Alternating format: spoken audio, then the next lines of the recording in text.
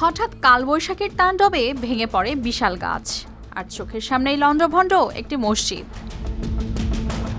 মসজিদের মুয়াজ্জিন জানান, ২৮ এপ্রিল সকালে ব্রাহ্মণবাড়িয়ার আখাউড়ায় নারায়ণপুরে আকস্মিক ঝড়ে বিশাল গাছটি আলিশা জামে মসজিদের ছাদে আছড়ে পড়লে ভবনের বিভিন্ন অংশ ক্ষতিগ্রস্ত হয়।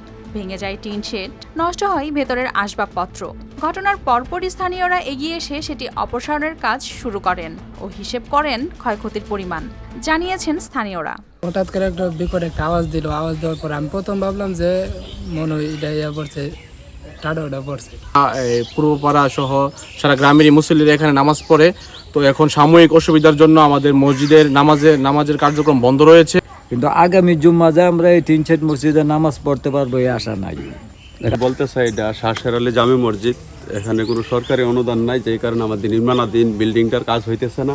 পাশাপাশি আজকে রাত্রে জ্বরে অনেক ক্ষয় হতেছে। মসজিদের স্থাপনাটা পুরাই নষ্ট হয়ে গেছে, মাইক নষ্ট হয়ে গেছে, মেশিনাদি নষ্ট হয়ে গেছে। প্রকৃতির তাণ্ডবে ভেঙেছে স্থাপনা, তবে থামেনি মানুষের একসাথে দাঁড়ানোর চেষ্টা। এখন অপেক্ষা শুধু পুনর্গঠনের। News desk, RTV।